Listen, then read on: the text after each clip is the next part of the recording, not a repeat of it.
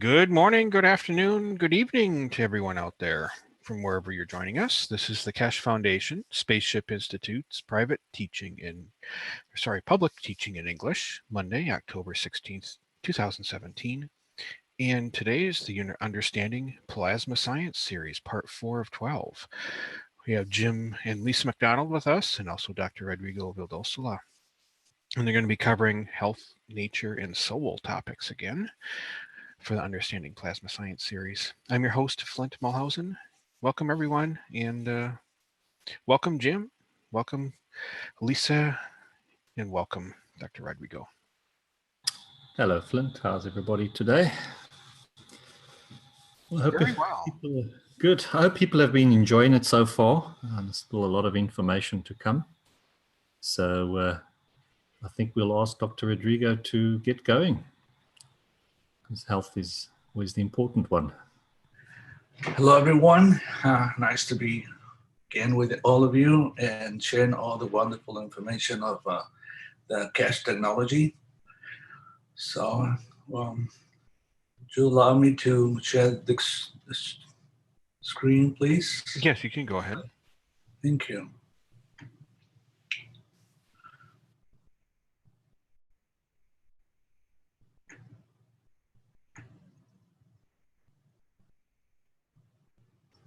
So now, the Plasma Science Workshop number 4, talking about health.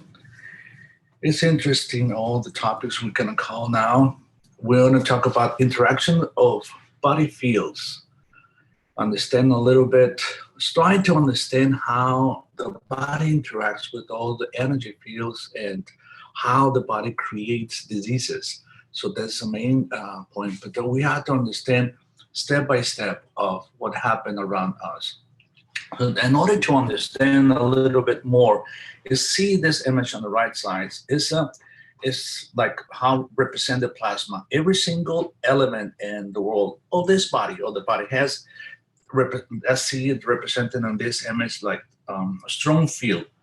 Every plasma, including the body, has a strong primal field in the center. In these cases, we'll call it soul, and that we're going to explain a little bit more, so you will start understanding how the soul controls the whole body. The outer edges of the field, as unwind, shows itself as a physical entity. This is the body. So if everything, as we've been saying before, everything in the world has to be a balance. The plasma has to find the balance. When we lost that balance, either if it's a lot in every cells, if it's a lot of energy, it causes division. But it's a different energy affecting the energy, it causes diseases. So in the body, all those fields are connected to the emotions through the brain. And this is interesting to understand this.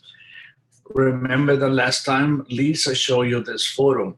Mr. Keshe he grown in the medical field, a family in the medical field. He understood a lot of things about the body and the soul, and trying to find out where the soul is located. And he found this spot that is very constant on those studies that he was seeing on an MRI.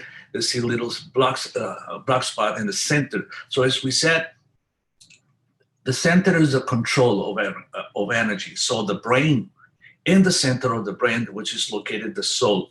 And I know it's hard for a lot of people to understand that, but it is the way it is. The soul is located in the center. This is the control center of this machine. We are not the machine. We are that soul that is located inside that little spot. That's where we are. That's where we control the whole body.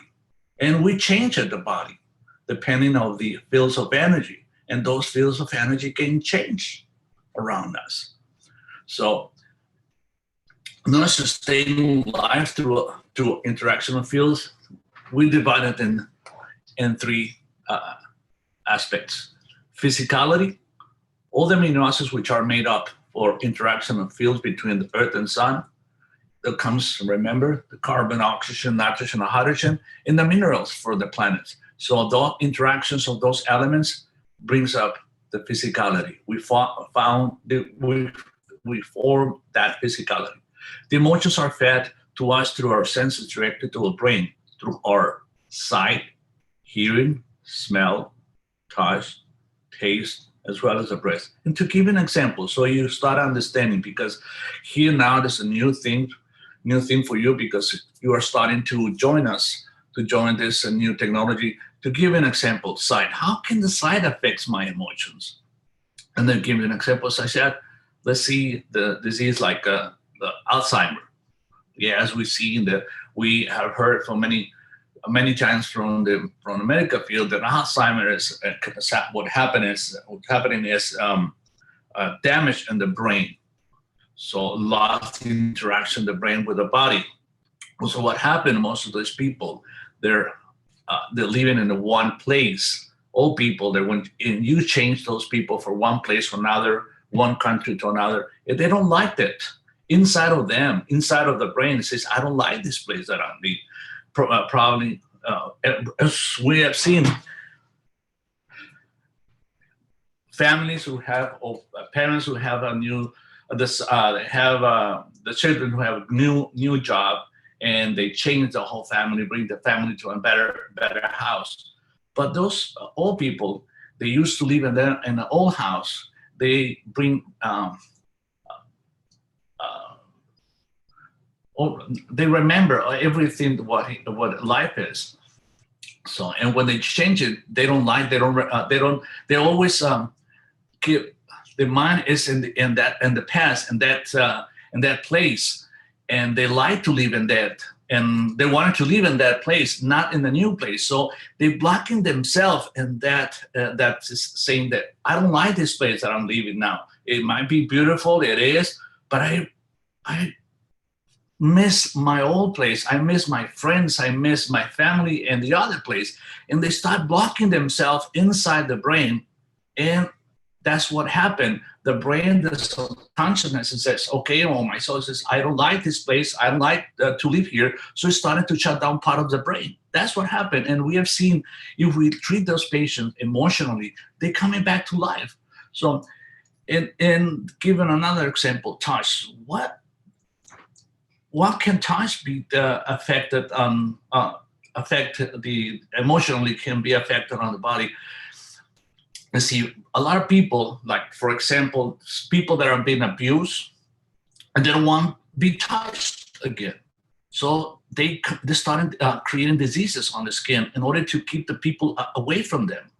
So little by little, we start to understanding how the sense of organs of sense affects or interacts with the emotions of the body and affects the structure and change it. Now, a lot of people now, we call them alternative medicine, and doctors are starting to work on the emotions. They see better results, bringing people to normal, bringing people to work normally, treating the diseases to get rid of them. Is better than the traditional medicine, as we've seen with medicines, with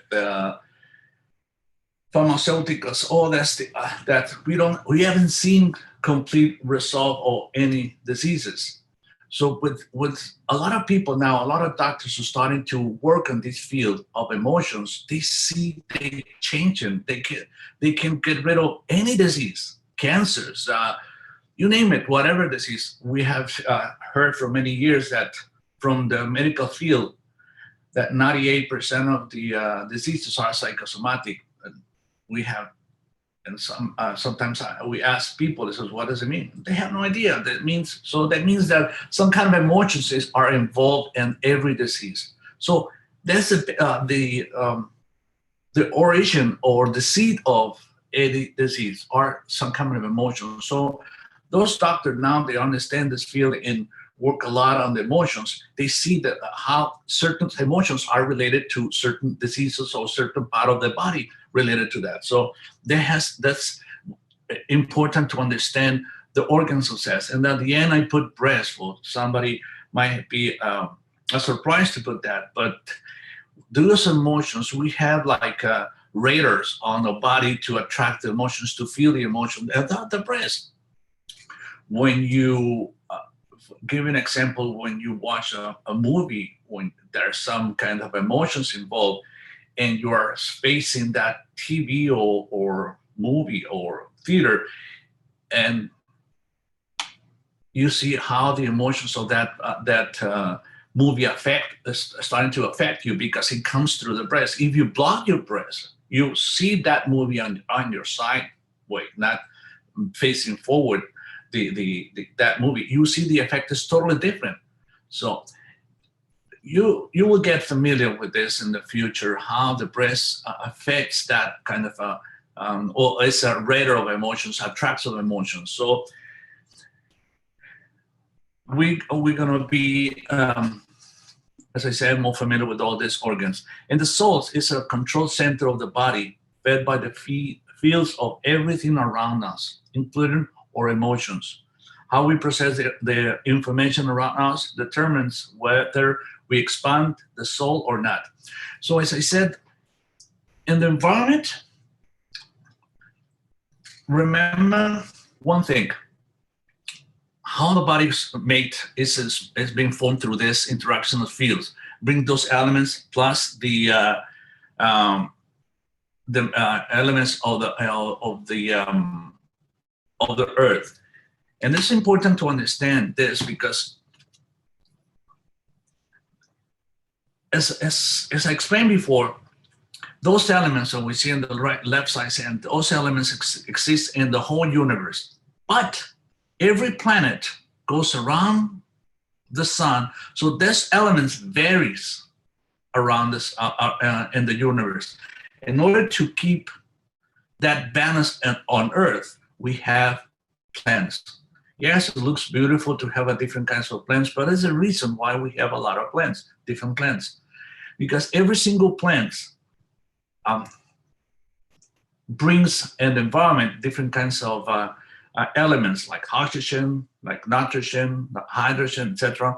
Everything around the world, that's different plants because it keeps the balance. If we lost this balance for different conditions we explain in the future, we create imbalance in the body as well. So there's two ways of create diseases in the body: physicality or emotionally. So if we have an imbalance in the body, because we have seen now there's a lot of pollution in the environment, a lot of destructions of the plants, so creates imbalance in the environment, affects the body, but also the emotions. So there's two ways that we have to deal with the body, understand what the diseases are, if it's affected by the conditions of the environment or it's affected by conditions of the emotions. And also, we have seen in the body that everything in the body, there's layers. When we start talking about how we create energy, nano-coating plate, etc., we create layers because it creates a different fields. But in we'll call it, when we do this in the metals, the nano-coating, we call it nano layers. That means small one. But in the body, we have different layers. We're not calling nano. It's a different layers because it creates a different kinds of fields. In every part of the body, every single part of the body has layers. We never understood, I as a doctor, we never understood why we have a lot of layers in every single organ. And the reason is because every single organ creates a different condition, a different fields. So it does different fields, attracts different elements. So the skin has layers. So it's not that we had a lot of layers to protect ourselves against the environment. In a way it is, but not necessarily. What really happened is we have different layers in the skin to attract different elements. That is the way. And I put this one, that's what we call nano-coating. You will be familiar in the future what nano-coating is when we put on caustic. And I put this one because we have to understand as well what happened with the food. So this one is when we put any plates like copper, for giving an example, on caustic or burning, it expands those molecules and starting to create energy around those elements. So that's what happened. But this is nanocortex, and the plates are small particles. But this is like this. So once you separated those cells, those molecules, it creates energy. But that energy is happening in the body. Every single cell in the body is connected with fields of energy. Every single one, every single cell. And those fields are different depending on what kind of organ. So that's why we have, how many times we have heard what is inside is outside, what is above is below. So this is what happened in the universe, interactive fields, and creates this energy. This is well inside of us, or in the body. That energy, this every single cell interaction between them, and it creates energy to bring balance and to and have different properties. Every single organ. So, and this is, you're going to have example is what is outside is inside. Whatever happened on the in order to create fields. What happened when we used a nanocortex plates, when we that you're going to be familiar later on. But so, as I said, you have to understand, when we nanocortex, we put those elements with caustic, it expand those molecules, and we see layers. And that's every single layer interaction between to bring energy, to create energy. And we see different places of different shapes of those molecules and on the plate, and see the same way we see in the organs. We see layers, we see different shapes of the surface when it interacts with field. When something comes inside, like this is in the stomach, it creates a different energy and attracts different elements. In the stomach, like this in the body, to understand, when we eat, it comes different kinds of elements, and every part of the digestive system has a different layers, so it will attract different kinds of elements. Not that everything that comes to the stomach, it will be all the kind of energy that the food comes, it will pass through the stomach. It doesn't. So every single element that we ate has a different energy, and that it will be attract for different kind of fields, depending on what the shape of or the structure is in the organ, in the body. And see we see these image on the skin with different layers that we see. In the medical field, we always said, oh, we have different layers in order to protect us. We have a shield. And as I said, in the way it is, but it creates fields of energy. It creates interaction of fields and attracts those elements. And this in the skin attracts the carbon, oxygen, nitrogen, and hydrogen constantly. It attracts those elements through the skin. As well in the bones, we have different layers. We have, because here in the bone, we have what we call the bone marrow. It is where all the cells are made. So it's like the fabric of cells. If the body has some problems and it needs to be repaired, the bone marrow creates those cells, what we call them stem cells.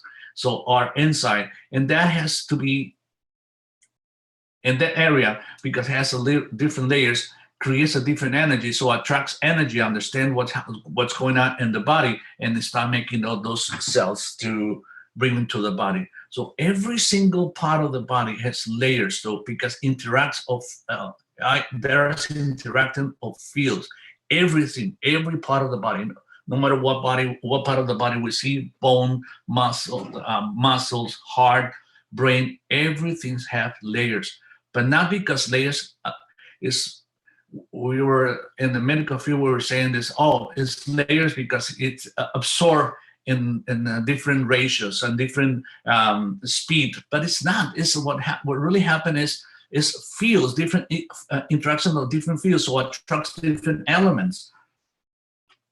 So each body organ is surrounded by layers. These layers are allowed to create energy fields or absorption of the fields needed to keep the organ healthy. So every single organ will have different layers that attracts different kinds of elements. And every organ and different part of the body, including our skin, will have different layers. These different layers acts as filters, only allowing certain fields to interact with the different parts of the body. And you have to be familiar that every organ is different. Every organ, that's what has the different functions in the body. So what kind of energy? This energy, every organ will attract every single different, different energies in every part of the body. So that's what we having a different diseases, different effect on every field affects different organs. And so in the current science, it says that the body the body tells us that we absorb the energy, all the energy that absorb all energy needs through the food that we eat. This is whatever we eat that pass through the stomach. Well, that's what the energy that we need in order to survive. We need just the food, and it's wrong. In the body, when we eat something, it comes to the stomach. The acids, the chloric acid that we have in the stomach, it creates an effect like the expanding, like we have that we explained a little bit before about the nano coating. They expand the molecules. It creates energy as well. When it comes to the food to the stomach, that interaction with those acids expand the cells and start creating energy and being absorbed in the body. Not that the food crosses the barrier of the stomach. It's only the energy. So actually, the energy, 80% of the energy comes through the skin and what we're breathing. All those elements, that's what the functionality of the function of the skin is, to attract those elements in the body that the body needs. We feed ourselves through the skin and what we breathe. And just 20% comes through the food that we eat.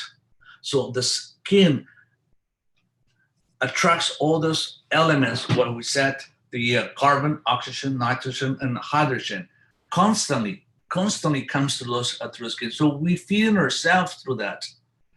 And what we breathe, as soon as we breathe, the air passes through the mouth. It affects the body. It's changing. So every single part of the organ attracts different energy. As well as I said, the skin is the one. 80% of the energy that we need in order to survive comes through that, and 20% the food. It's not, as we were saying, as we understood before, that in order to survive we have to eat all the energy through the food, but it's not. It is incorrect. So if that energy comes to the skin, we have to understand how those energy affect the whole body. And if attracts this energy also in the future to understand or to deal with diseases, we can work with this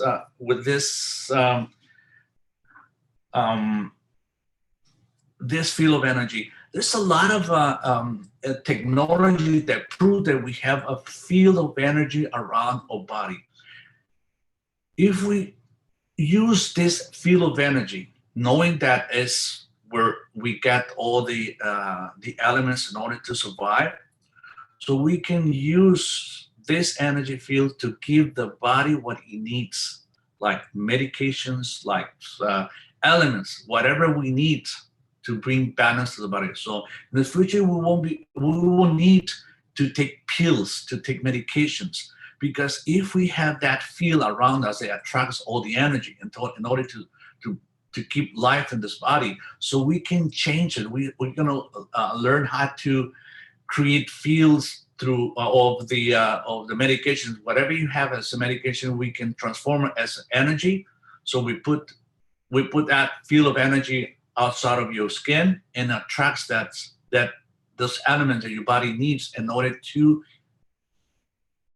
affect the functionality of that part of the body that has a disease and changes to regenerate it. So we don't have to take pills, and we can avoid a lot of the side effects. So in the future, this is what we're working now on that field, to bring these elements that the body needs in order to change, to regenerate the body and get rid of diseases, not through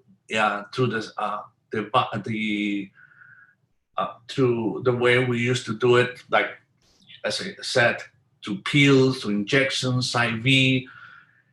We can change everything, creating an environment. It's incredible, this field. It's when the medical field start to addressing this field, the whole scenario is going to change, everything. But they don't address this. First of all, they don't understand what emotions are. They call them everything that, like psychosomatic in the medical field, they call them stress. Stress, if you know what the stress is, so you understand that word is hyperactivity of the body. So if they calm the body, they will be able to deal with the diseases. It's not true. This is not the way it is. Every disease, every emotions, there are different kinds of emotions affect the body, because emotions are energy, and this energy comes through different organ sense of your body, and it will affect the body.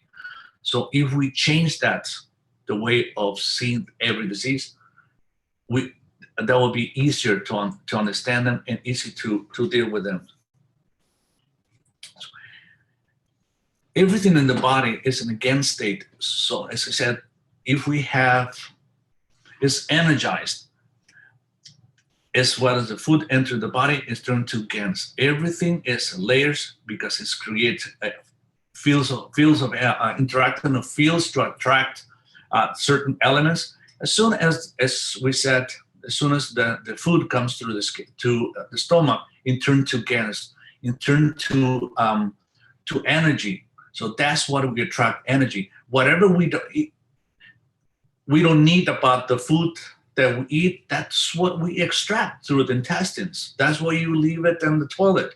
So, but you only attract what you need through the food that you eat. This energy, just the energy, not the elements, not the structure, the physical structure of what you're eating. It's only the energy of those fields. As well, if we attract only the energy, we can. That's what also we're doing, creating energy, plasma energy of food. That if you put it on that outside of that field of your the field of your body, that field of energy that your body has, attracts those elements. So in the future, we will need to eat anything. Just create a field of those energies that the body needs as a food. So the body will attract those. So you can feed yourself through those energies, through the skin. Through the skin. So just created that field of those elements that your body needs, create outside the skin, and attracts. So will be attracted. So, as I said, food is GANS in the stomach and intestine, and only fields are absorbed through the layers of the intestine wall, not the physical, not the material, not literally, not the food. It's only the energy of that. So the body is full of energy. It's incredible energy fields in the whole body. And as I said, that's in a lot of the technology. They can prove that we are a field of energy, multiple fields of energy. And that's, if we learn how to interact with those energy, we can change any part of the body instantly. So, and the body has the ability to change everything as an energy to the matter. Like, for example, if it needs calcium for the bones, attracts the energy of the calcium from what we eat, and the body transforms the calcium in the matter state. So it comes like a bricks to put on the bones. And whatever energy, vice versa, if the body has to eliminate something that is energy, it transforms it in matter state, and it eliminates, like the kidneys. The kidneys attracts or extracts something that the body doesn't need, so it turns into matter and is eliminated. So this is a wonderful field. This is a wonderful structure. The body is full of different kinds of energy fields.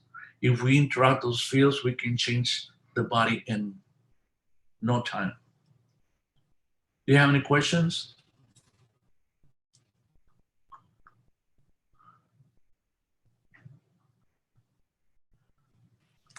Okay, I can remind those attendees to raise their hands if they have any questions, and we'll get to you. And we'll also take a look at the chats if you type in your questions there on the Facebook, YouTube, or live stream chats. Oh. And you have Estella. Hello, Estella. Can you hear me? Just barely. Can you speak up or closer to the mic? Now, can you hear me? A little bit better. Sorry. It's my first time using the Zoom here. Well, just speak loudly. We can hear you a little bit. Okay. We know the skin is the nano layer interacting with the field, but the field or the environment is pretty much toxic. That's why the new working with this, the question is, by working with the fields of the GANS, we will be able to like eliminate the toxins that the environment give us, like, you know, aluminum and all these metals, they are kind of harmful for the body. Are you able to remove the toxins? I mean, I'm having hard time because we kind of have the too many toxins, you know, in our environment from the, let's say, industrial revolution. And how we're gonna heal having an environment, you know, so toxic? I understand your questions. First of all, we don't have nano layers in the skin. We have layers. That's the thing that we have to understand. It's not nano layers. A lot of people saying, "Oh, we have nano layers because when we deal with the plates and we nano coat it, we create nano layers, the small layers." No, the cells are not nano. It's just small cells. Cells that creates a different kinds of fields of energy. First of all. Second, we don't heal anything. We just change the environment. We're able to create units or that creates environment, a pure environment, so the body can change it. You have the capacity. Every single body, when we were born, we have the capacity to deal with any disease.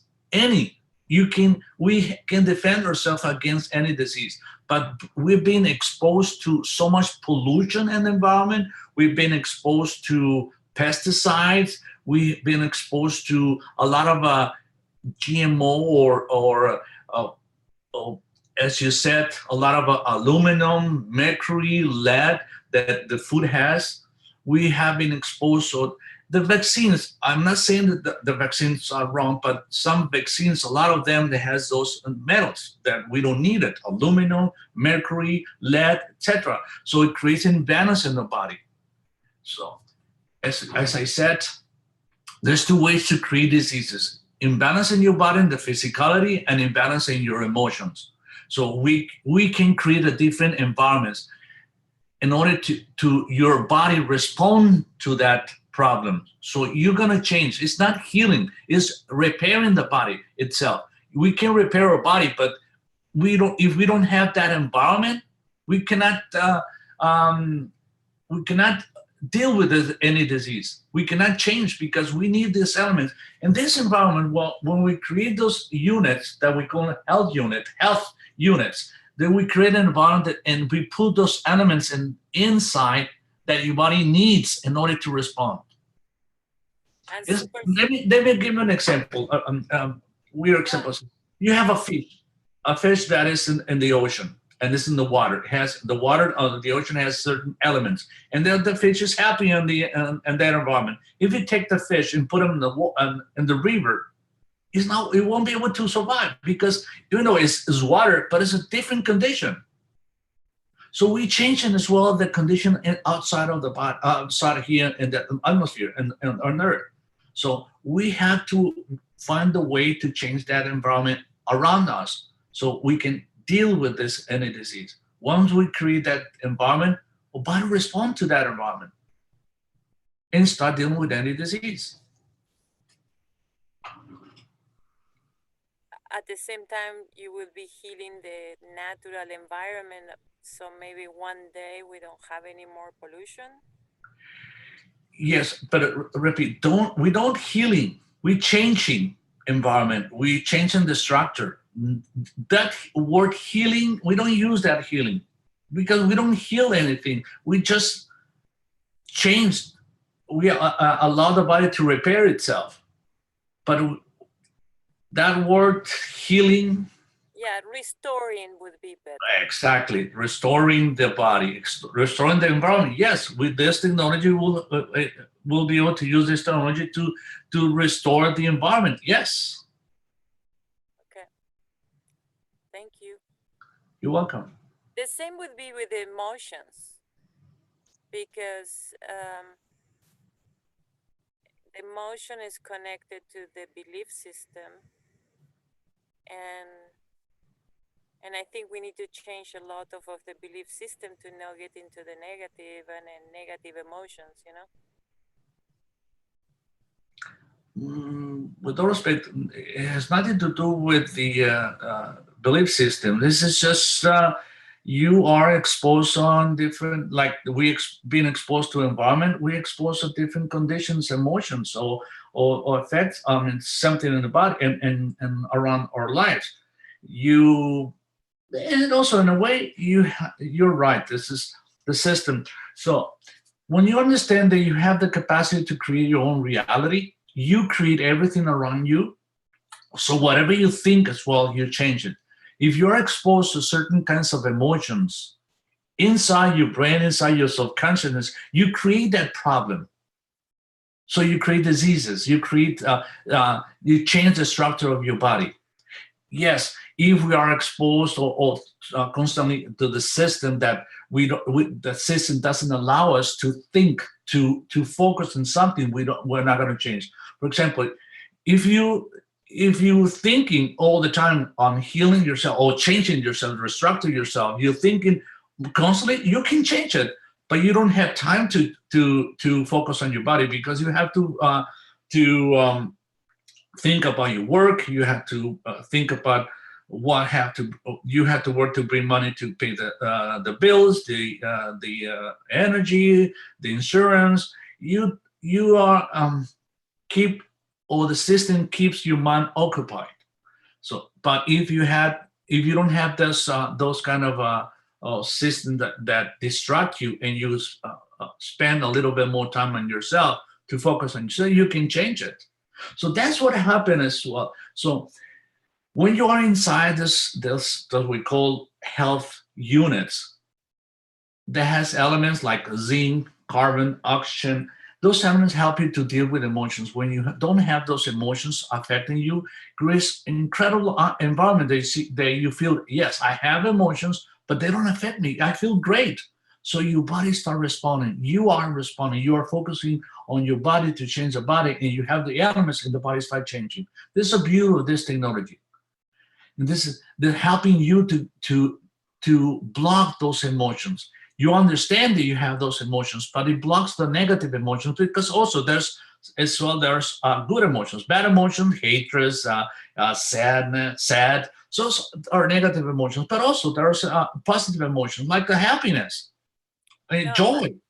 I know the people, they have the copper zinc ratio, imbalance.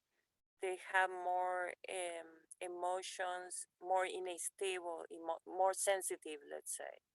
And when they incorporate the zinc, they're able to balance and not jump too much, Yes, that's what we create environments. So we don't heal with those units that we build. Just create environments.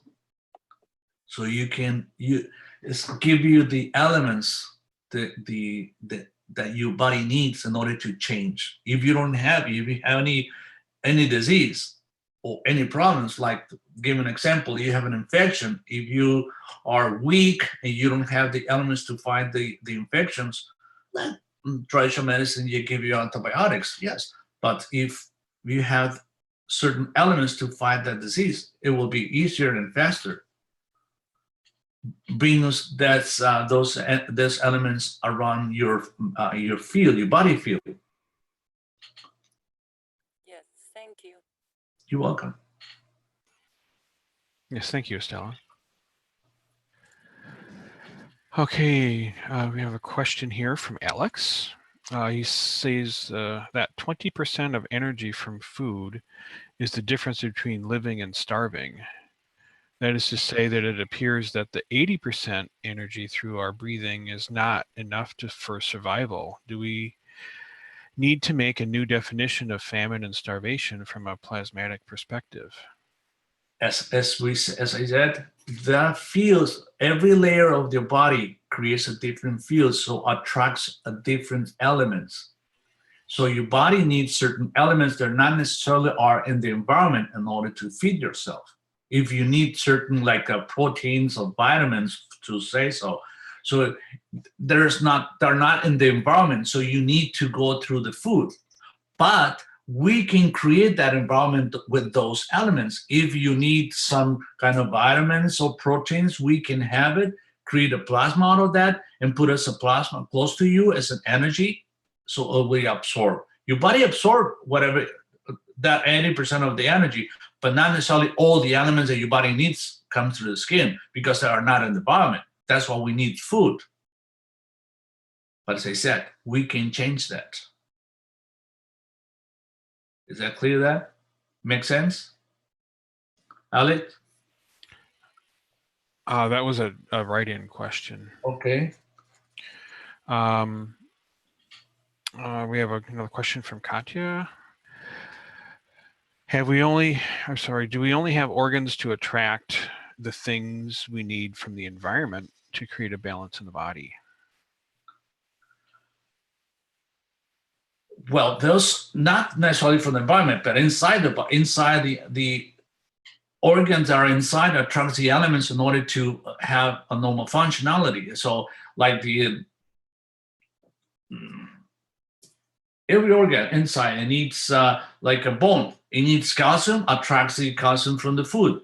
The calcium, the energy of the calcium, and the body transform that energy of calcium to a matter state, so it can change it as a brick and put them inside the bone. So attracts from the food, but also every organ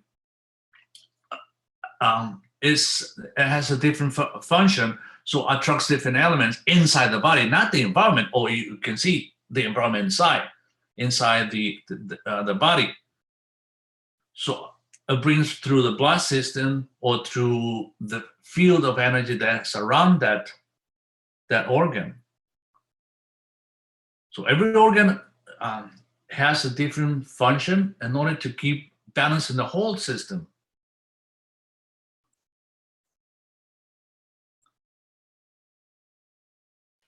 Okay, thank you. Another question here from Waldia. Please, can you explain me very quickly how the body absorbs this 80% of energy from the environment? Yes, as I said, the same way that when we had the interaction, let me give you this example. The same as we said, what is inside is outside. The interaction with the sun and earth, that fields, the sun has a magnetic gravitational field, the earth has a magnetic gravitational field. When they interact, creates light, but also, and that interaction brings elements inside earth. Every single cell of your body, between one cell and the other, it has magnetic gravitational field. It creates that energy that attracts elements. So depending what kind of energy is interacting, those cells attracts those elements. So your skin, every single cell of your skin, every single layer of your skin has a different cells. And that is interaction fields. It creates magnetic or gravitational field. It's like having a magnet. You have two magnets, and you want to interact with each other. If you put in some way that if you don't see the connections, but repel each other, and you change it and attracts. Why is attraction if you don't see anything? But because there's a field around that. So the same way the cells create a field that brings elements that the body needs. If the skin attracts certain elements, and to go more deeper, we attract. Have you questioned yourself how we create energy in the body? So if we attract 80% of the energy, like carbon, normally what we attract through the skin is carbon, oxygen, nitrogen, hydrogen. Yes, interact with the body. In the body, inside the body, we say at the outset, 70% of the body is water. What does it have to do with this? So when your body constantly attracting those elements, carbon, so the carbon you absorb interact with the carbon of the cells. The oxygen as well interact with the oxygen of your body. When you attract hydrogen, the molecule of hydrogen, and interacts with the water of your body, when it interacts, releases one hydrogen that is constantly making energy. That's the way you have energy all the time. Yes, you're forming energy in your body. So it's constantly just energy because you say, oh, I breathe, I feel under the sun, I feel the energy, I feel incredible good, because the hydrogen that comes from the atmosphere, from the environment, goes through the skin and interacts with the water and releases one hydrogen, and that's the energy you have constantly. That's the way we create energy in the body.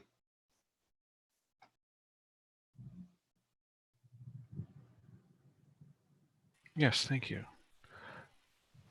Okay, the next question here from James on YouTube is, what is the role of all of the different kinds of microorganisms in the lower intestine and on the skin? The same way, there's symbiosis that we need that energy of those microorganisms inside the intestine in order to create the different kinds of energy and break down those elements that your body needs. So that's a symbiosis inside on your body with those microorganisms. But in the future, I mean, not just the future doesn't mean tomorrow, in 2 years. In the future, when we understand all those fields, we won't need not even those bacteria in the space. If you travel in the space, you don't need bacteria. You have to be clear, you won't have. So we have to create an environment that environment has all the elements that your body needs. We can create a feeding environment. We can create those around that field has everything that your body needs, everything that you usually find on the food. We can create that. We know how to do it now, but we can create a bigger environment. When you are in the spaceship, you have to travel, you create that environment. But we are understanding, we're starting to make that environment here at home. So that environment is around the house, and you're absorbing those elements that your body needs. So, and little by little, your body starts changing, transforming, adapting itself to the new environment. It will happen in many, many years, that eventually we won't need the digestion system. We won't need to eat anything.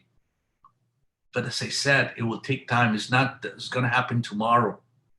That's part of the evolution of the race, human race, evolution.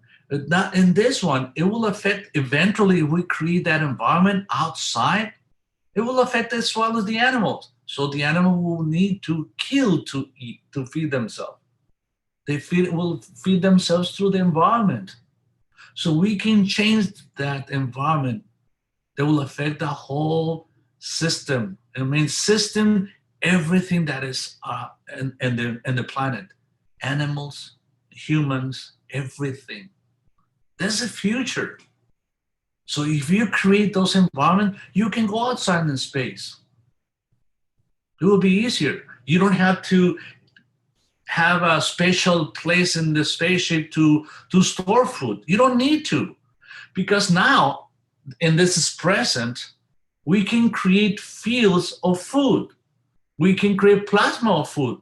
And that plasma, that GANS of food, lasts forever. And and you put it in a little patch and put yourself that patch, and that's forever. Just a little space. You don't need to store anything. You travel from one city to another. You can create, you have those, you can put in a vial that will teach you how to make it, put in the vial or a patch, and you put yourself that patch in your skin and absorb the energy. That energy that you create of the food is permanent. So if you put that patch on your skin, it's absorbing those elements. So you're feeding yourself through that element. You don't need to carry any food when you travel. You go camping, you don't have to come. And it is now. You're adapting yourself, you're adapting your body to that. Inside the body, what we see now, yes, we're starting to create plasma of food that you feel in yourself, but still we have the emotion involved that we have to choose something, we have to eat. So that changes, that transforming your body will happen. Eventually will happen, but it requires years. Or some people like Therian,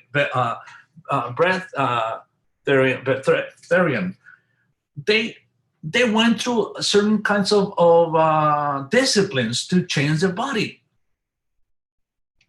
So it requires time. It's not that it's going to happen in 1 or 2 days, 1 year. It requires time. But the beauty of this is we have the technology. We start to understand this technology to change everything. So we have it.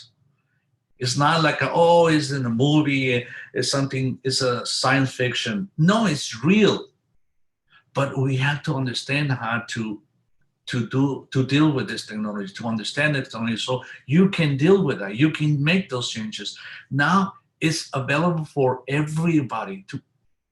Everybody can understand how to create this environment that we need. So simple and easy. But it's important for you to understand how to do it.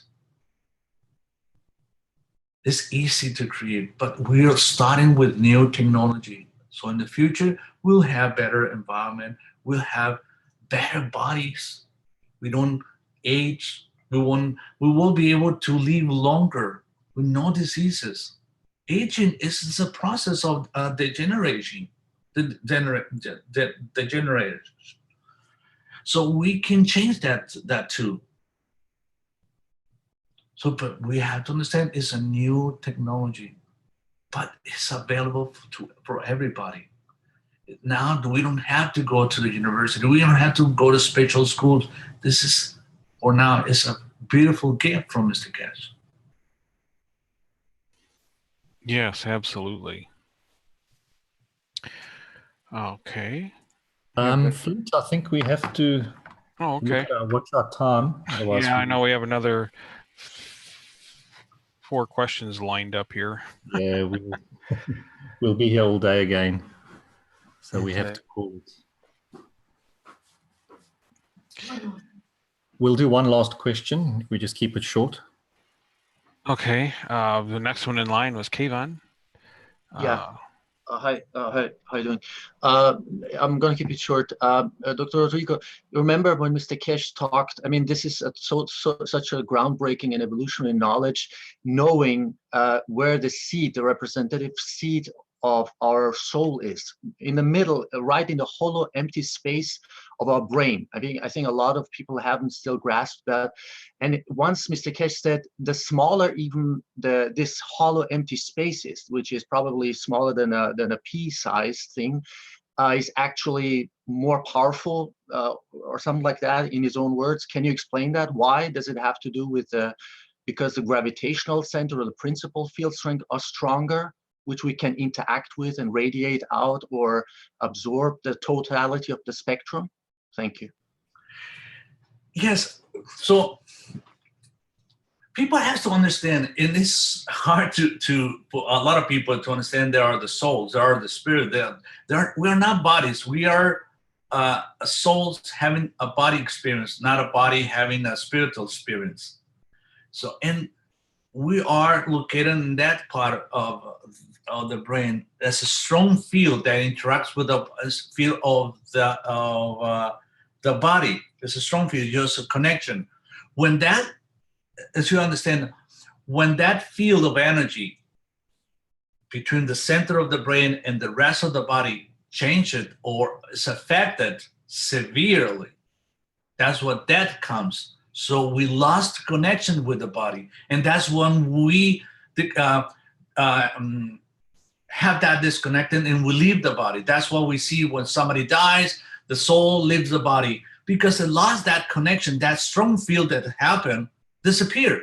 There's no longer, because it's a certain disease or certain degeneration of the whole body, that the fields, the strength of that fields diminished, it's losing. So, and you have that strong field inside of you that you wanted to interact with the rest of the body, and it lost that balance. You can no longer sustain that energy. Let's put it in. If that is, there's a way to understand the body, the mitosis or division of the cells. When there is a lot of strength inside the center, the core of the cells, when it, and related to the environment, what that field, there's a balance between the outside and inside, but it becomes stronger. There's a division of the cells, which becomes stronger. A stronger field is a division to bring balance in that environment. But also when we break that balance, the opposite, negatively, so we don't have energy outside, the center cannot sustain with the outside, it has to be released. So the soul is yourself, is inside the body, controlling the whole system, controlling the whole body, have the experience. It's like having the car. You have the car, the body is the car, and you are controlling, you are in the steering wheel. You are inside the brain controlling that car. And when that field disappeared, or there's no longer balance in that field, has to be released. That's when you leave that body. Ready for the next experience. Did that answer your question? Yes, thank you indeed. Thank you.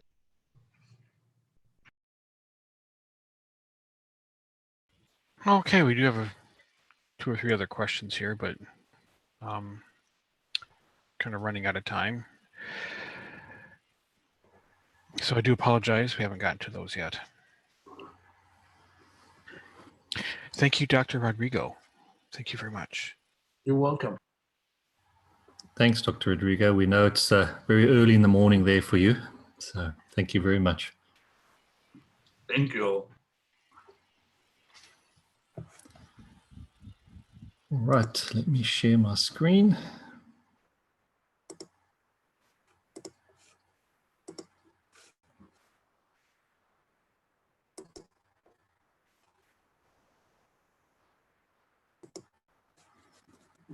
Okay, in the second part, we're going to look at nature and how we can learn from nature and understand this plasma.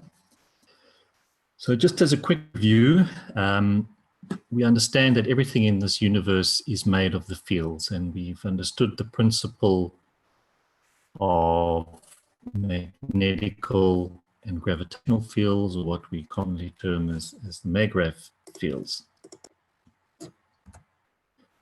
And all life on planet is made from the basic amino acid structure, which is your carbon, oxygen, hydrogen, and nitrogen.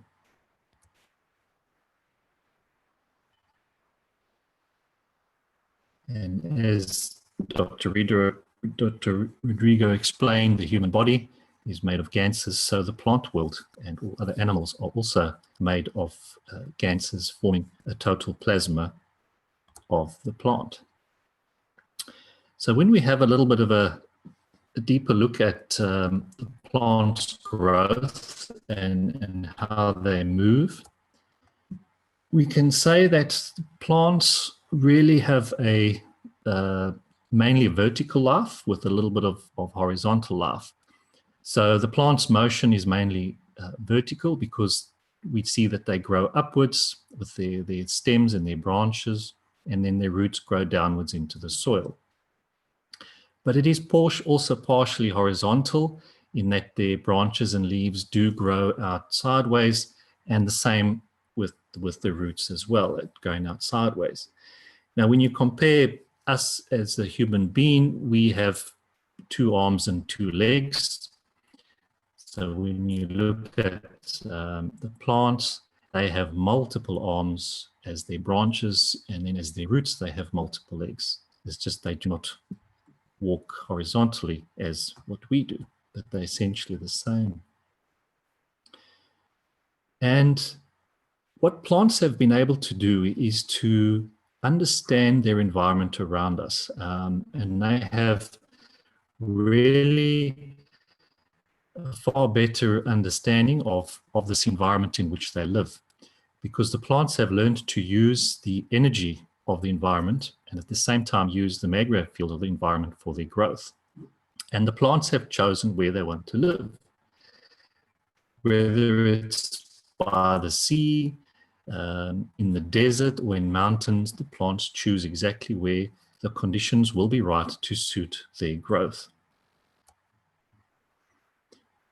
And plants also have different time cycles, time scales, whereas the lettuces and vegetables that we grow, maybe 8, 12, 16-week cycle. But we've seen trees that are hundreds of years, even thousands of years old. So all the different plants and creatures in the plant world have sort of live on a different time scale. So we need to understand that their time scales is far different to us as a human being. And for a plant to be able to live for 2,000 years in one place, they need to choose their position very, very carefully, because they can't just get up and move to another spot if it doesn't suit them. So the plants have learned to read and understand their environment to ensure that they can live in that spot for hundreds of years. And this is why we have the different plants in different parts of the world, is because they have learned to adapt to their environment. They've learned to adapt to the different places on Earth where there are different magnetic gravitational fields which they can learn to live with. So we got plants in deserts when we have plants under the ocean. It's just different conditions that they're happy to live in. We as a man, we have not understood our environment the way that the plants do. And so we just change and destroy our environment to suit our needs, regardless of any other creatures around us. So in that sense, we're far, far less educated than the plants in using and understanding the environment on this planet. But with this technology, we are beginning to understand and learn. So we have a lot to learn from the plant world. So the plants use the energy of the environment and at the same time use the magnetic or gravitational fields of the environment for their growth, for their energy. And as we've discovered with the human body, as the human body, we are only interacting with the fields from our food. So we have the same situation with the plants, that the plants are not absorbing any matter state from the soils or the environment. They only interact with the fields. Now, this is quite a hard concept to understand for a lot of people, because we are so used to throwing compost and fertilizer into our soil, and we thinking this is what is making the plants grow. So to try and understand that statement that the plants are only using the fields around them for their energy, we have to look at that statement in relation to this tree. Now, this particular tree is over 100 years old and has been living in that same spot all this time. So it's that same patch of soil. And you'd think by now that maybe this tree has used up all the nutrients that were in that soil at the time, because it's used up all those nutrients around its roots. And yes, the roots have grown and they've moved sideways in the soil, but 100 years is a long time, so surely it would have used up all the nutrients. And we do have leaves falling down, creating a bit of a compost base that could nourish the soils again. But in this example and many other examples, there's a road paved over a lot of its roots area. So how can we really explain the growth of this tree and many others like it, which are even older, where they're only just sitting in one spot in that soil, if they're only taking the matter, using the matter from the soil, the nutrients from the soil?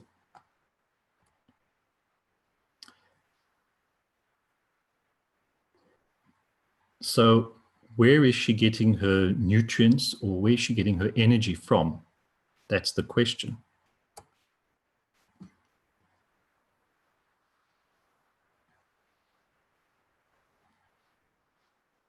So the vertical people are obtaining the majority of their nutritional needs, or we call energy, from the fields all around them.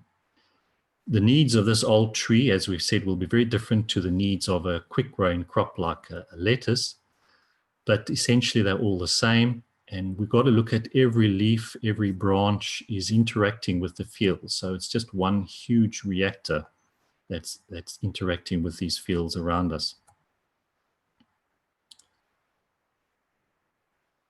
So we're going to look a little bit closer at how the plants connect to these fields, how they interact with their environment.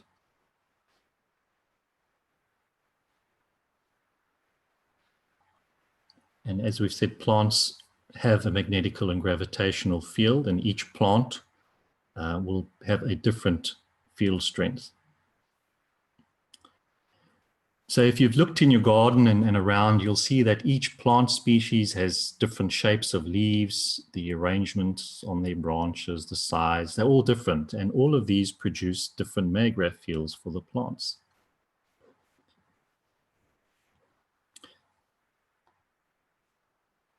So when we have a look at picture on the left there, we're looking at parsley. Look at the leaf shape of the leaves there. You look at the passion fruit. So every plant, the leaf is structured differently.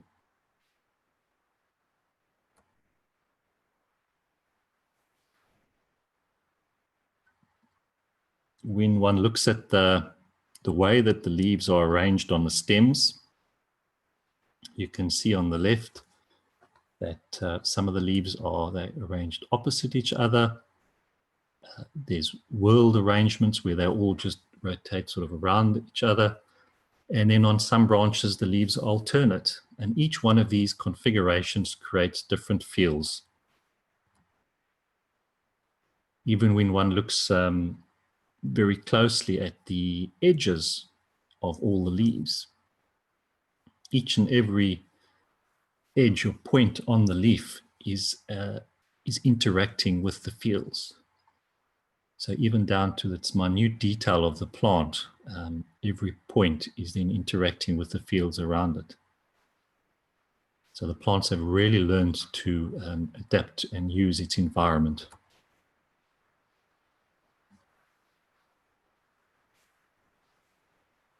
On these other plants, you can look, these are thicker leaves. They are simpler leaves from a cacti, able to survive with very little water, because essentially they're using the fields from the environment to create the water that they need within their plant, within their leaf structure. So we look at the different arrangements of the leaves and the shapes, all create different maggraph fields, and these all interact differently with the fields around the plants. We even have to look at the different height of the plants. You get ground covers or shrubs that are very low to the ground interacting with Earth's fields there. You get your taller shrubs to the very tall trees. And each level is all interacting with the fields on a different basis. And each one is creating its own different magnetical gravitational field.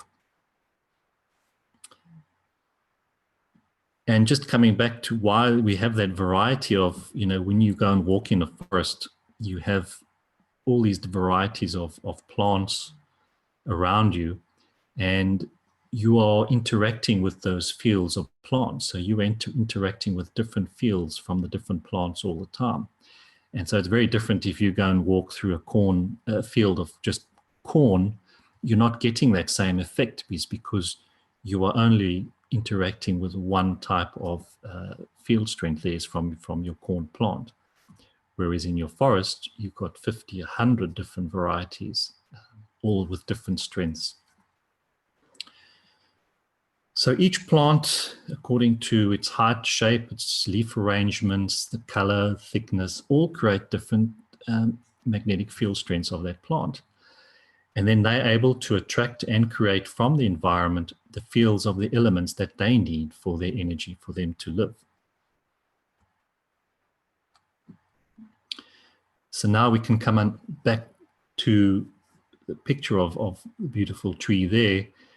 And I really now understand that that whole area that you see, it's a massive, massive area, is one huge reactor. It's interacting with the fields around it.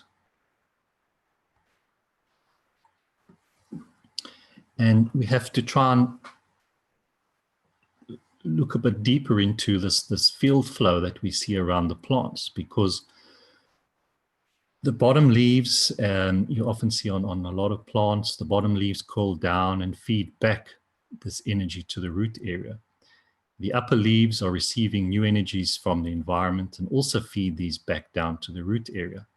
So we have a flow of energy from the top to the bottom and constantly flowing. And we also have the roots receiving fields from the earth and from the soil. So we have this huge interaction. We don't see it, this flow of energy, because we only see the tree itself, but there is this huge flow of energy and interacting with the fields around them.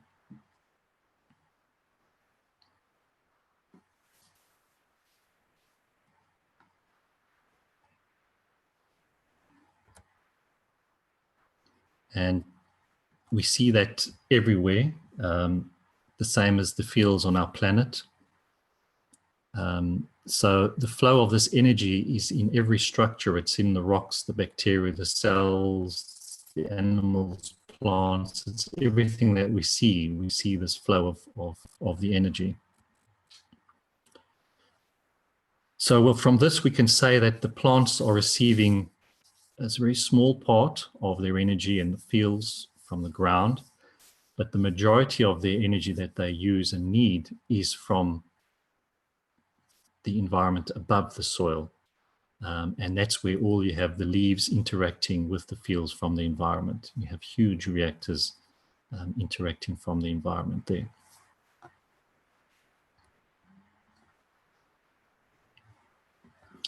And the same idea and structure of the field flow can be equated to, we've got to look at the fruit of the plants on exactly the same basis. So from your apple to your peach, to your beetroot, your pineapple, your pumpkin, it's the same, that you get this nice flow of energy constantly flowing with the environment, interacting with the environment all the time.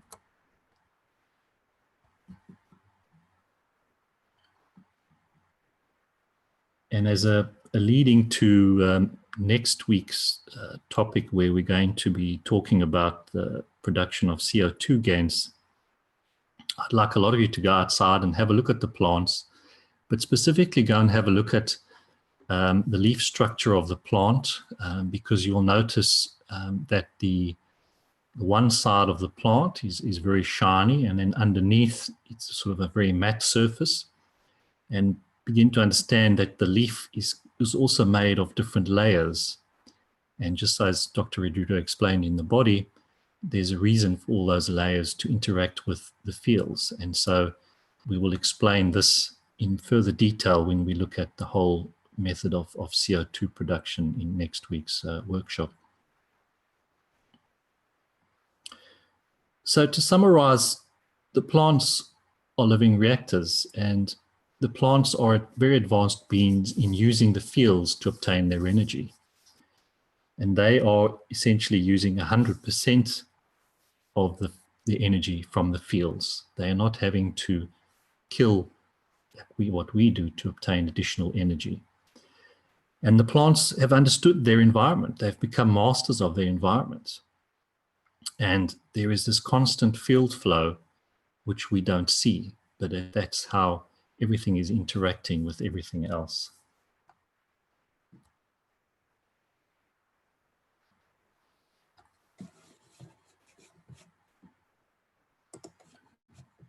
Questions?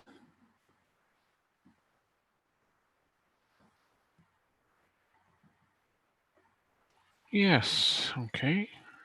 We have a question from Nicholas Morrow.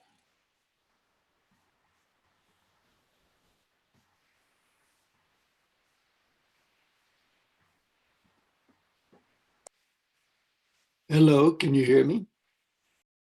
Yes, hi, Nicholas. Yes, this question, I'm not knowing if it's appropriate right at this point, but my question comes in relationship to geometry or patterns, and you know how these let's see how I put it into a question. It seems that within the environment of the plant, the fields have a pattern. And my question is how can we understand the plasma fields in relationship to patterns, geometries, for instance? You see it in the crystallization of the different GANSs or the different elements. You see different geometric patterns. You see different geometric patterns in ice crystals and whatnot. And so the trees apparently have their own patterns that they've generated in their fields. And could one speak to that in relationship to the plasma energies and how they're different? It's a good question, Nicholas. So a very good observation there. There is patterns. That's why the plants are all different. You know, when you look at a human being, we all are the same, slight variance. But when you look at the plant world, there's hundreds of thousands of really different structures to the plants. And it's our job to start learning from the plants. I think they have a lot to teach us about the plasma and the flow. And so, you know, we can't go into it today. But yes, that's a whole other area that one needs to look at. So we need to look at the plant world and learn from them, because they're there showing us. It's right in front of us. I guess, you know, adding to that then would be how we as human beings then affect these fields, you know, the structure, the geometry of the fields through our emotions and through our thoughts. Some say that what we think creates a reality around us, you know, that our thoughts and our emotions create that reality. So they're actually creating an environment in which not only we live, but also the plants live. And so when we go into our gardens and whatnot, and we play music, which has certain frequencies and patterns in a certain way, emotions, or we bring certain feelings to it, or we bring certain thoughts to the environment, we see that it affects our plants. So we, in our thinking and our feeling, affect the Margrave fields and are a part of that environment, and vice versa. The plants, when they're healthy, affect our Margrave fields, which are a part of our environment. Yes, it makes us begin to realize that we're just not affecting ourselves, but we do have an impact on everything around us. And there's this constant flow of fields between us and the plants and every other creature, and vice versa. There's this huge interaction. So we need to become very much more aware of how we operate and what impact we are having on our environment, so that we just don't go through life almost oblivious to what is out there.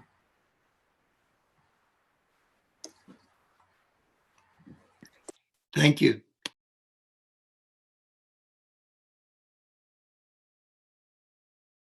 Okay, we have Estella here. She has a question. Hello, Estella.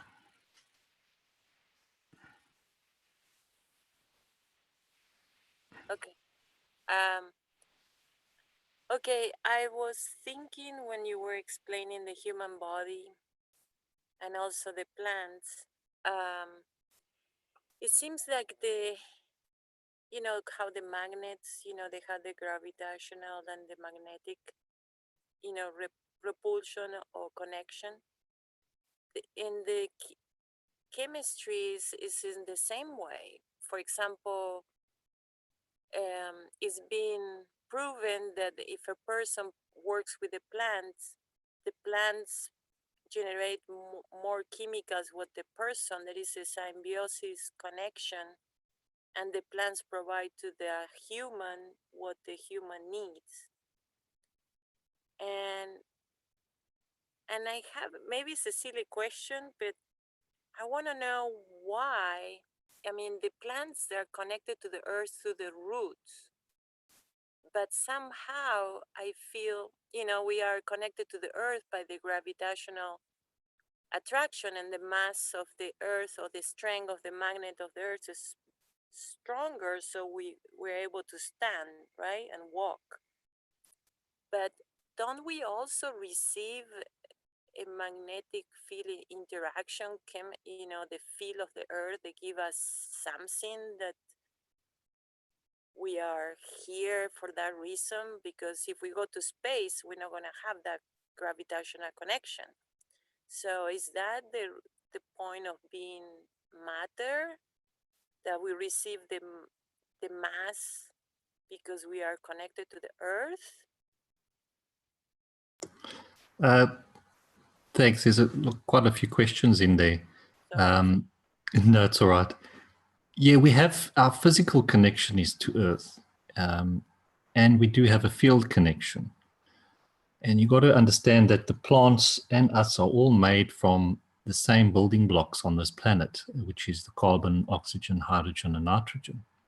So on amino acid sort of structure, that's how we connect to the plants very well. And we connect to plants on our emotional level. So it's not on a physical level like we can talk to plants, but it's more on an emotional level. So it's just the field interaction between us and the plants, and we feed the plants and they feed us. Yeah, that's like the magnets. They are connected, yes, somehow. Because right? we've got the same amino acid structure as a baseline on this planet.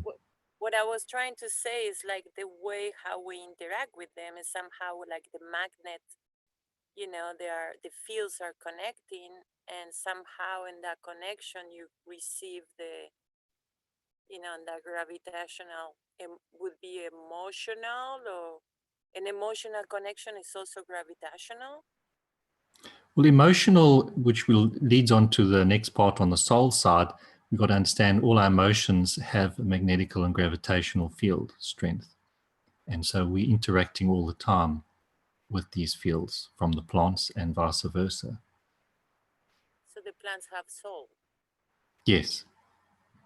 So basically you not only have a connectional, magnetical and gravitational, you have a third connection, which is at the soul level. Yes, we'll go into that on later workshops in bit more detail on that one. But yes, we have that. Our connection with the plants is on an emotional level.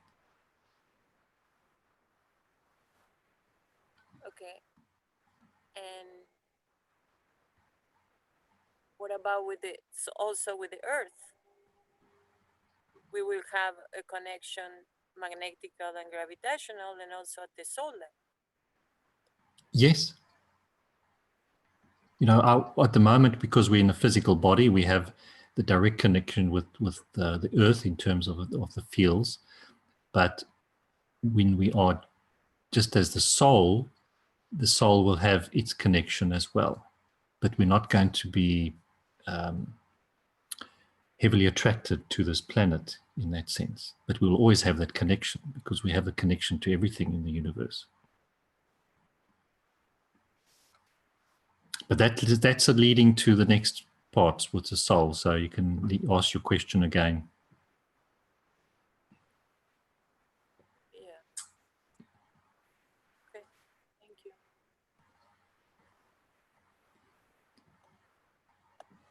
All right. Is there anybody else that has any questions for Jim here?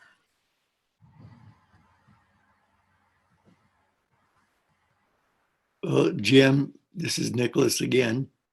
So in terms of going into the next phase of talking about the emotion, when we're speaking of the environment, very much of it seems to resolve around the interaction of the matter state, which are these four elements, which are actually a matter state. If one wants to think of it as elements being a matter state. And the emotion, which is not a matter state, and the plasma fields, which are somehow an interaction between the two, a link, say, between the non-physical and the physical. Because even when we're speaking about the environment, we're speaking about these four elements, even within the body. We're speaking. No. What about the idea of GANS? GANS is not the same state as the matter level of just those four elements as matter level. And when you start talking about the GANS state, then all of a sudden you're interacting with emotion and soul, and the whole picture starts to become involved with it. Until you get into the GANS part, it's just an element.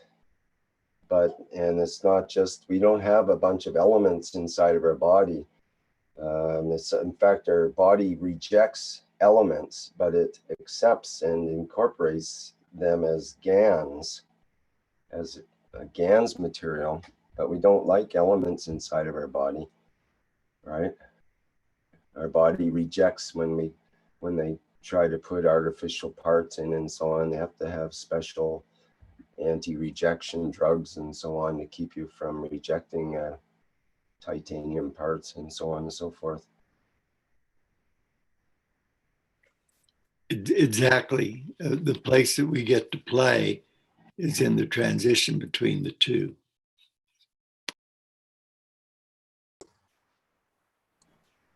As Mr. Keshe says, and as was in the shown in the previous part of this today's demonstration here, as the food, which is in a GANS state, goes into our mouth, there's no, even if it was matter level going into our mouth, by the time it's chewed and mixed with the GANS juices of our body and so on, it becomes converted into a GANS state. So it is no longer of the matter level as such. We absorb the fields, as was shown in the picture of the stomach that Rodriguez showed us there. And we absorb the fields, not the matter level. there might be some matter level interaction. I don't know, but that's Mr. Keshe seems to be of the understanding that when the food goes in our mouth, it becomes GANS by the time it gets to the stomach, essentially, or at least through the stomach. And then once it's in the GANS state, then it can become a plasma that we can extract the plasma energy from inside of our body. And then from that, go back into the GANS state and into even the matter level state and out the other end of the body. That's the way I understand it anyway. So there, thank you, Rick. Thank you very much. So there was a question before, it kind of ties in now. Why are breatharians able to survive like a plant?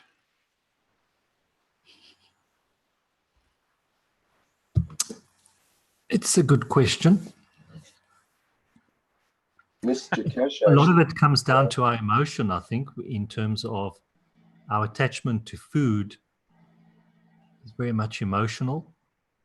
And so we need to overcome that attraction to the food on that emotional level. Because if you think we sit around the table with family and we have a nice meal, we go out and socialize with people and we'll have a meal. So there's a lot of emotions attached to us eating. And so we have to address that side of it. Yeah, eating's very emotional for a lot of us. So that's a big part that a lot of us, all of us have to sort of overcome to get to that level. There's a story about that Mr. Keshe had a guru visit him, that the guru was famous for going without food, for fasting for weeks at a time. And when he visited, Mr. Keshe apparently confronted him and said, you don't go without food. You're eating every day. You're eating the air and impressions that you're breathing, and that's how you eat. And the yogi had to admit that that was true, and that he'd actually been kind of fibbing a little bit, saying that he was going without food, when in actuality he was eating, but it's a different kind of eating more directly of the fields, you could say. But it's still a type of absorbing and eating and taking in fields.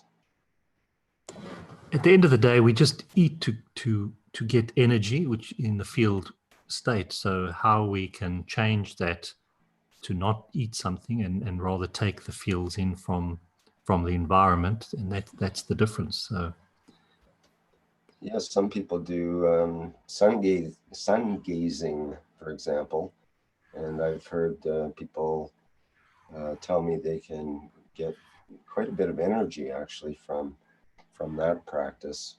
It has to be done correctly, of course, and so on. But well, it stands to reason, when you in summertime, when it's quite hot, we don't eat a lot of food. We sort of can go with eating very little, whereas in wintertime, because we're not getting a lot of the energy from the environment, we tend to eat a lot in wintertime. So it's because we're not getting enough of the fields from our environment.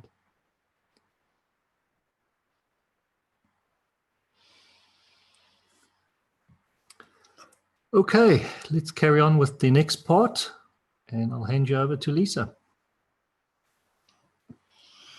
Yes, thank you, Jim and Rick.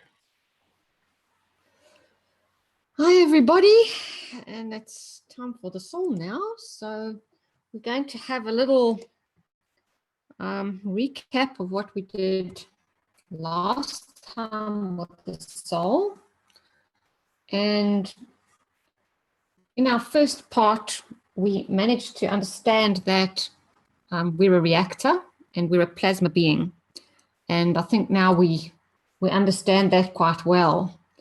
And as Dr. Rodrigo showed earlier, when we have a look at the principal field in the center, we have that really strong primal field, and that is our soul. And the outer edges of the field, as it unwinds, shows itself as a physical entity, and that's our body. And in between are the fields connected to the emotion. And so we have to look at this as the way every plasma is, including our physical selves and our soul and our body. So we also showed the last time that the soul sits in the center of the brain. It's a non-physical principal field. And emotions are on the inner layers of the brain. That is where our emotions sit. If you hook somebody up to some kind of a machine, which they do have, and you ask people to work on their emotions, you'll find that all the little computer screen lights up in the center where all the emotions are shown. And then the brain actually controls the physical body more on the outer edges of the outer layers of the brain, which controls all the physical bits. So the soul creates the physical body in this environment of Earth, and the environment creates the physical body due to the conditions of the planet. And this is the same as our GANS box, where the interaction of the fields between the plates in the salt water condition creates the type of GANS we want. So the creator field, which is our soul, creates a human being. So that was just from last time, so that we can remember how to now move into the next part. We also saw the round magnets, and we saw that every living entity is like a 3D version of a round magnet, and we give and receive fields continuously. And this means that we impact everything around us, even when we don't realize it. And this is why we need to start looking at ourselves as souls and field reactors and how we impact everything around us. We have the principal field, and it's at the core of our brain, and this essence of us is the creator, and our soul is the creator of ourselves. We create our physical body and our experience of reality every second of every day. And this is quite important to realize, because it's our perception of what we're dealing with every day that makes our reality what it is. So now we need to understand how we're interacting with each other. And if we have a look at the field interaction between two people at a soul level, we instantly connect, and we give and we take. This is where we have the infinity loop, and our fields of our soul are coming out and just going everywhere all the time, and they are allowing others around us to take what they need, and by the same token we are receiving as well. So two people, when they interact on a soul level, are feeding each other. It's not a one-way flow, it's always a flow back and forth. And the principal field of our souls come from the same source. So this means everything and every being has that principal field of the creator, which comes from the same source. And that means we have within us the fields of the universe. And when the same fields strengths match, they can be given out and taken in freely. So the more we give, allowing for an abundant flow of fields coming back in as well as going out. So I just put a little open hand here, because I always try to illustrate this with an open hand. If you're holding on so tight to something and you're afraid to give it away, your hands are never open to receive. So we know that when we give out and open our hands, things can flow back to receive as well. And this is exactly what we do with our soul, because every other being it doesn't matter what it is, has the principal soul of the creator within it. If you just give from your soul to that being, you will create connection and a flow. And it will happen because we are all the same at the essence. So how does it work? We give from our soul unconditionally, and this is what we call love. You know, love comes in many ways. We talk about love with many different adjectives, and love is many things, but ultimately it is giving. And these are all maggrav fields, magnetical and gravitational fields. And our emotions act as filters of these fields, which are the fields of the soul. And this is where we need to understand that unconditional love means giving without any expectation or conditions on who receives and what you expect back. Because giving freely of these fields to wherever they may need to go is going to result in a couple of things. You ensure those around us remain vital, happy, and strong. In giving, we open to receive, which allows us to become vital, happy, and strong. And we create a peaceful coexistence where we all can grow and benefit. And this is the point of the unconditional love, because putting conditions on things make for difficult times. Why are we not doing this? Our emotions and thoughts act as filters for these fields. We manifest physically and live in this physical world, and we create many filters to block these fields going out and coming in. And this changes the field strength of the fields we give and receive. Those fields that we would normally send out from our soul are somehow changed because they've been filtered through this emotional state.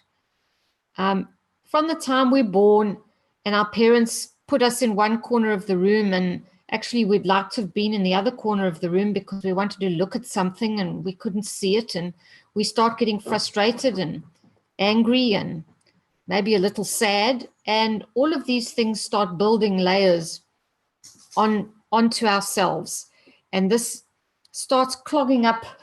I can only call it clogging up because I'm not quite sure what that term would be, but we start clogging up the gaps like we would have in a nano layer to be able to pass the fields through. We start clogging up the gaps.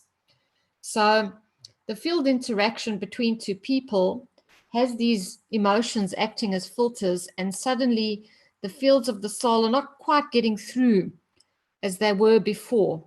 And so this is why we need to start understanding our emotions and how they act as filters, and thoughts too.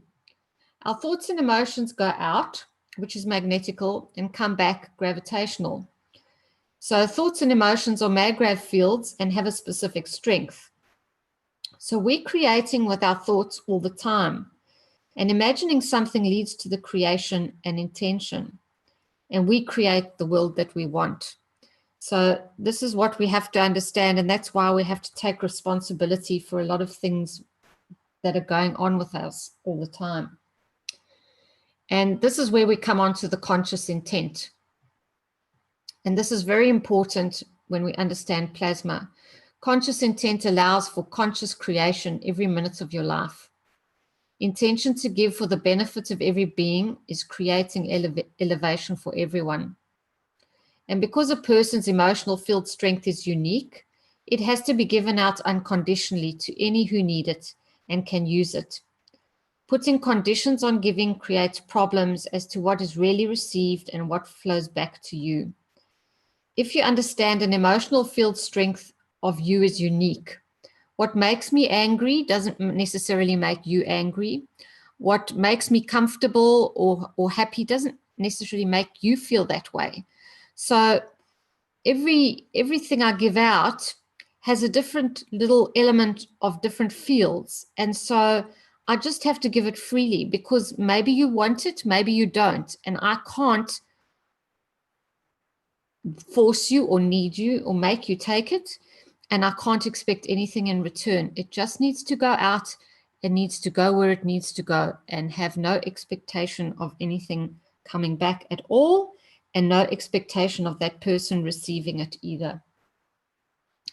So intentions and emotions are captured in all plasma devices, and those are the things that you create. So when you're creating your devices, please intend for health, intend for wellness, set the condition for the highest benefit to all who use your creations.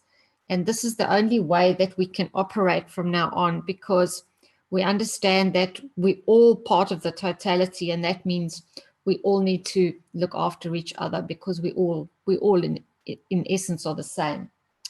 So this just brought up creating with our intentions our different plasma devices, but positive thoughts projected onto the water create various beautiful patterns. We've seen this with Emoto, and so I thought it might be quite nice to have a look here. We also found beautiful patterns in water when you freeze it, when you use musical tones. And in nature, if you look at the bottom picture, crystals appear to form inorganic patterns when you freeze water, being imprinted with the fields of the gaseous part of the planet, as well as the plants and nature around them. So I thought it was good to just suggest that some have and some haven't know about the research of Masaru Emoto on how consciousness affects water. And this is exactly what we're doing with our plasma devices as well as literally, if you're creating GANS waters to give to people, understand that if you intend for the benefit of and give them a specific intent, that you're creating the field in that water as well. And so it's not just the GANS in the water that you are giving to those people, but it's also your intention that creates the healing and the health and the wellness and the happiness and whatever other things you might desire for the people that you give the GANS waters to. So please remember that the more we give out, the more we receive, because we create more flow. And this is really, really important. This is the way we're going to improve ourselves and elevate ourselves, is to create more flow by giving. And the more we give unconditionally, which is magnetical, the more will be given back to us, which is gravitational, at our soul strength level. And so that's quite important to understand. And that's why all the intentions have to be correct when we work with our plasma. And also when we understand that every second of every day, we need to consciously give correctly. And when we deal with other people, we must know that they need our support and our correct soul fields, that we know that we're doing the right thing by everybody around us, including the animals and the plants. So now I'm going to take some questions.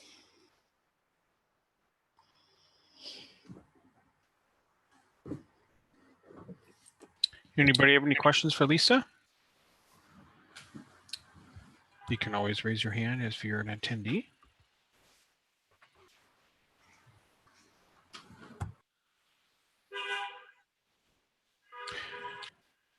If not, I have a couple from before. There's a Stephen that had asked, do the feeding units feed the soul? And if so, how can the soul be expanded by plasma? Or by the plasma of the feeding units? I'm sure the feeding units would feed the soul, for the simple reason that every single plasma structure, down to the tiniest little, literally the tiniest atomic element, every single thing has a soul as well.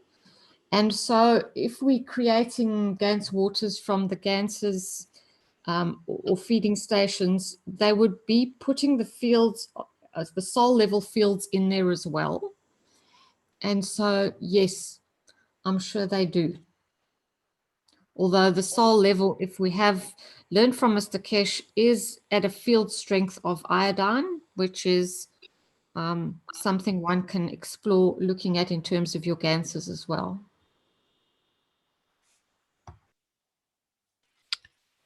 Okay, thank you. Another question here was,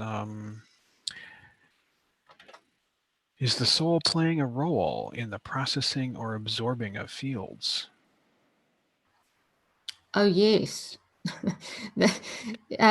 If we were purely living on it from a soul and the field's perspective, we wouldn't, there would be no physical body and there would be no emotional filters in between. So everything we're doing continuously is the soul is the creator of you.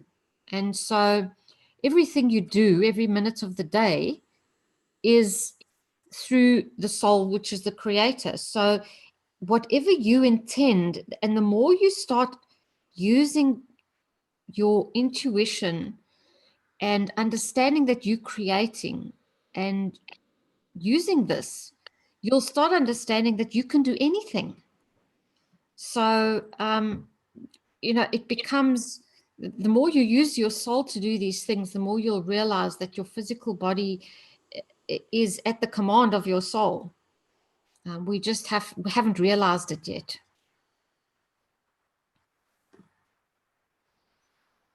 Okay.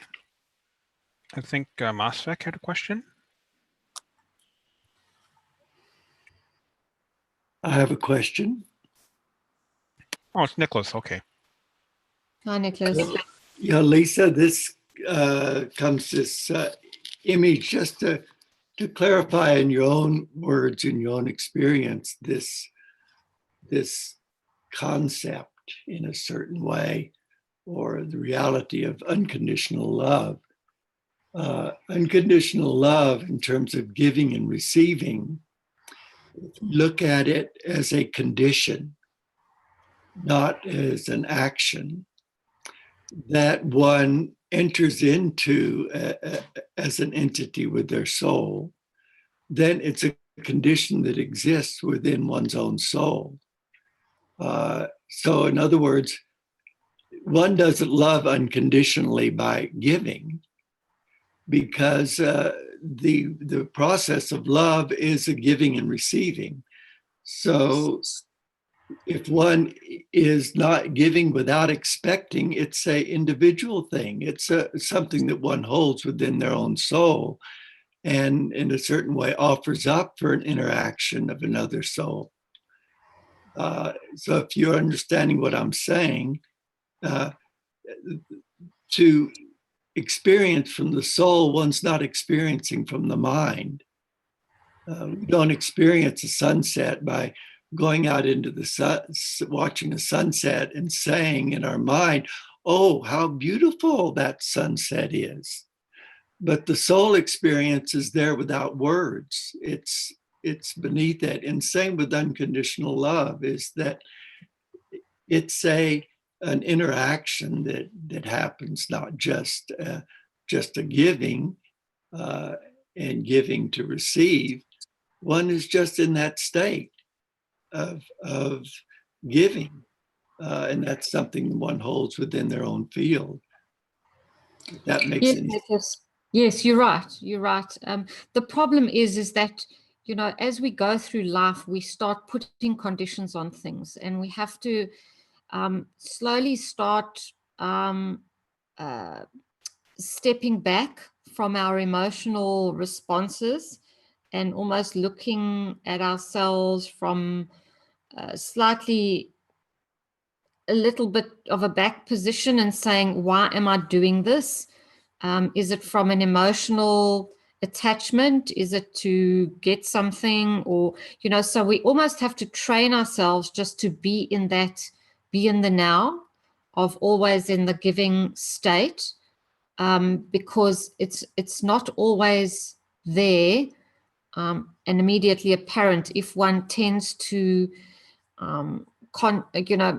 all the time react in an emotional level, or have interactions with others that somehow are going to gain us something, because, you know, even from a young age, we kind of get trained into these bad patterns.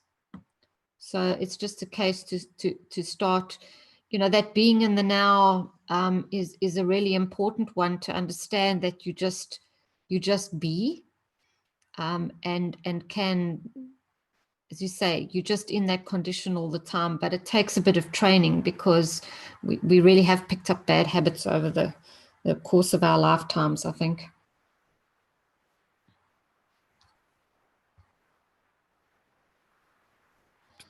So also then, Lisa, when to go back to something physical, when we look at our brain and we look at these different aspects of our brain, we find that in the brain there is the filtering system that is actually programmed. The reticular system, or the middle brain, the fight and flight, the fear, and that kind of thing, receives everything that we perceive or everything that comes to us, and it filters. So a process of this changing and elevating the soul is also a process of, in a certain way, reprogramming that actual neurological pathways that is a part of the filter system that is a physical part within the brain. Yes, I suppose it is, you know, because we grow food aquaponically, and we have fish and so on with water, and there's filters involved and what have you. It's almost to me like taking your pump and blowing backwards through your filter so you get rid of all the crud. That's literally what we need to do to ourselves, because emotions and all the negative things that we experience are usually due to the fact that there are expectations that we had of something and they haven't been met. And that sets in some kind of negative emotion. So we need to just see it for what it is, start throwing it off and doing a little bit of blowing off of the crud. It's the only way I can explain it, which doesn't sound too good, but that's what we need to do. So then this is then where the zinc oxide, then the zinc GANS helps, as it maybe neutralizes or sets aside these things that you're speaking about that get in the way as filters, or maybe even bypasses to a certain degree the programming in the reticular system, so that we can begin to experience balance and equanimity, and in a certain way even experience love as a field. Yes, everyone experiences this using the zinc in a different way. I've heard many say that they slowly just are able to step back from themselves and view things a lot more on a level where they just say, okay, that's an emotion that I shouldn't be having. It's not necessary. So almost like a third person type of a scenario. There are others that have experienced some of those feelings bubbling up, but understand where they're coming from and are able just to deal with them and say, okay, it's enough. I don't need you anymore. Thank you. Goodbye. So there are various ways that people seem to start processing when they start using the zinc and CO2 GANS. And it usually takes a few weeks. It's, you know, and it's different, as I say, for everyone, but it is not the same as taking a pill. So it will not just numb you and things will just not happen. You literally have to kind of deal with it, but it's in a way that you can cope. There's someone that had their hand up and would like to talk about this subject, and they're probably qualified, seeing that their last name is Love. So, maybe you'd like to talk. Yeah, I've been working in this aspect, and So Can you get a little closer to your microphone, Estella, or it's hard to hear? I think, okay. Can you hear me now? Yeah, just keep on tough to talking say. a little bit louder. Talk as if you're Okay. having a good Yeah. shout. You might not have you may not have the correct microphone selected in Zoom. There's a way to select that with a little arrow beside the mute button, but that's for later. Okay, go ahead. Let's see, audio settings. Yeah, I have the volume to the minimum. Is it better now? Is it better? Yes, Keep yes, going. much Keep better. going. Thank you. Better? A little bit, yeah. Okay. Great, thank you. So I've been working in the emotional and also with the sync, but there are two aspects. One is the feel that helps you to balance the body, to be more aware and be able to detach when in any moment we're experiencing, let's say, an arisal of our emotions, but because you are calmer, you're able to see reactions that we have that we kind of regret later, let's say, right? But now understanding that the emotions limit our selves to have a good flow of the feel, right? And so that's when we can start to make the changes to be open to a new framework of our mind, because our mind is being structured by our, let's say, past, since birth, but all our experiences and the environment, because the environment and we live today, they use the negative emotions like in the TV and the media to get our attention. So we are bombarded by all negativity, which is very difficult to filter. But once we know, the moment we learn about this, we can observe ourselves to start to make the changes. Instead to focus on the negative, you focus on the positive and open yourself to give more, because we know that's the nature of the soul. The soul wants to give. And it's a fulfillment very deep and very, it's love. It's, you feel a bliss when you really help someone else. And when you start to exercise that, it will give you such a nice enrichedness that you want to give more. And so, but by the environment, we were, limited, and we have all these other emotions that we have to slowly, clear. I would call it transmute. Focus on the positive.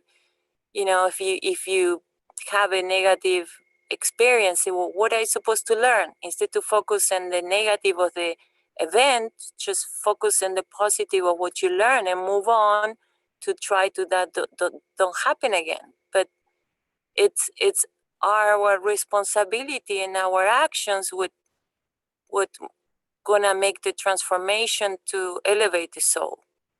But it's a daily work, every minute. That's why being in the moment help us to be, aware of the body, of the emotional body, of the mind, even how you breathe, because, giving the good oxygen to the body. So everything is work, but it has a good backflow, it's elevate the soul. Everything goes out, come back, elevating the soul, because you're doing the right thing. So, I mean, we're talking like scientists, guys, it's all, chemistry and all that, but also we have to, be humans, and this is the part of being human, this learning experience, discover who we are, and we have a soul, and we learn in the wrong way how we interact with each other.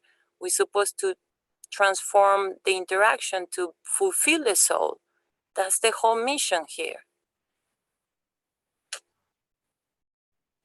And if we can get rid of those negative emotions relating to whatever experience, then we don't attract those negative emotions again, because if you can let them go, they're not a magnet for something to constantly come in.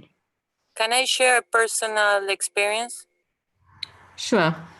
I had a dream where I was trying to go home and the bus was going backwards. And I live in the mountains, so basically I was going up the hill, but I was trying to go in the other direction. I said, why did I have that dream? And then a couple of days later, I figured it out that, yeah, I have the right intention, but the way how I was behaving was in the wrong way, you know? And how was that wrong way was being nagging, being focusing on the negative instead to, you know, try to create a change by using the positive, you know? And that was a big discovery for me, that I was living a program, you know, like I was always focusing on the negative. Like you say, oh, who didn't wash the dish, you know, nagging my kids. So simple things like that, which I changed it. The moment I identify that, I say, oh my God, you know, that's why I was going in a different way. And things are better. So that's what I want to share. Simple. Yes, it is quite simple. Thank you. You know, we tend to get into habits, how we deal with other people, and it sets up the field flow that repeats and repeats and repeats. And if there's something negative there, then we have to sit back and just say, you know, what is it we need to change, and we'll change the whole interaction and the whole field flow of everything. And yes, I think the zinc tends to mature you a little bit in the way you deal with things. That's what I have discovered. It kind of, because it allows you that knowing, because your soul is the knowing. Your soul has the knowing.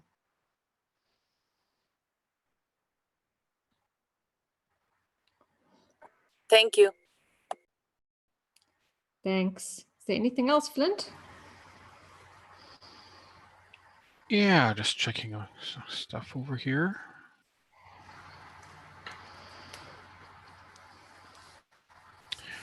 We have another hand up from Bibotang. I don't know how to pronounce that, but go ahead and talk. You should be in here in a little bit.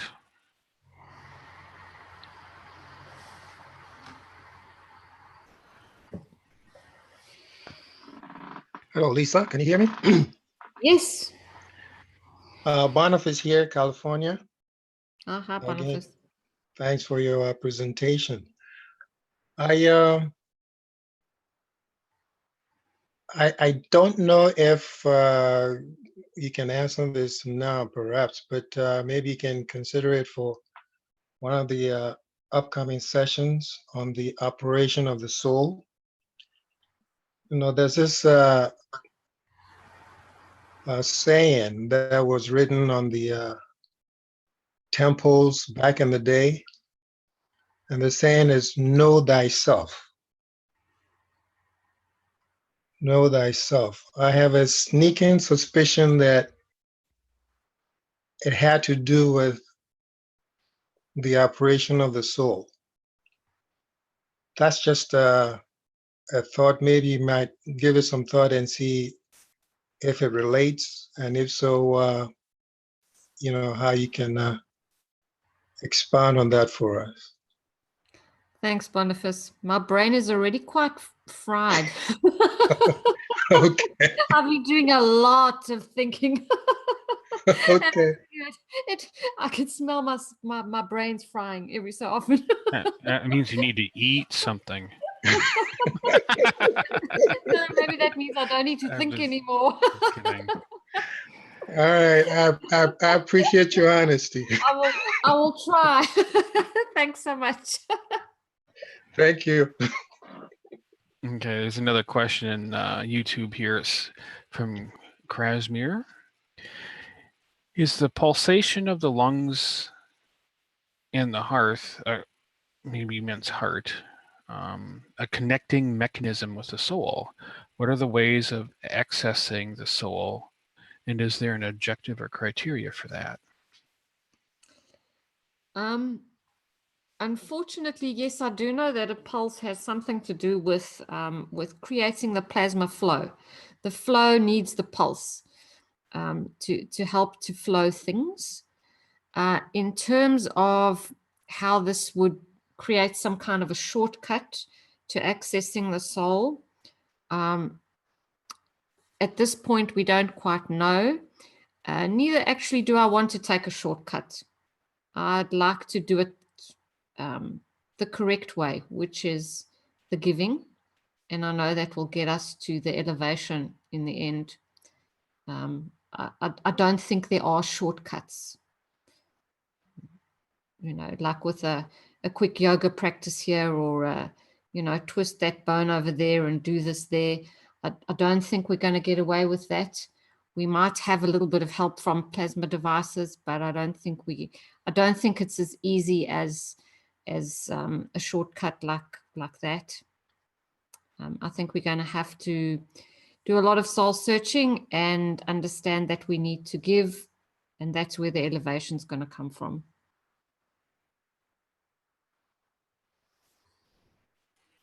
Thank you. We have Hassan.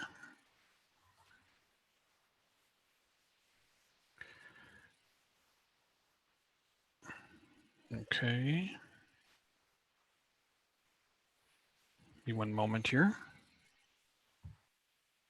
Hassan, you have a question?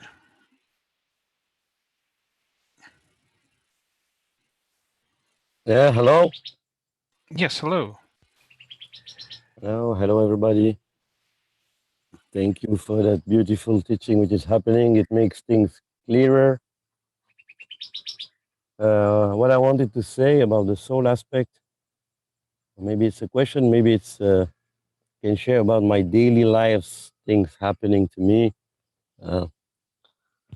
I was saying that I think that to build the trust has to be practiced, implemented in our daily lives.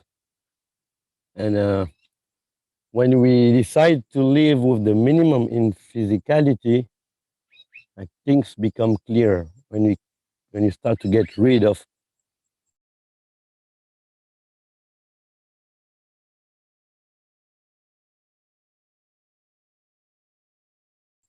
then things become clear and you start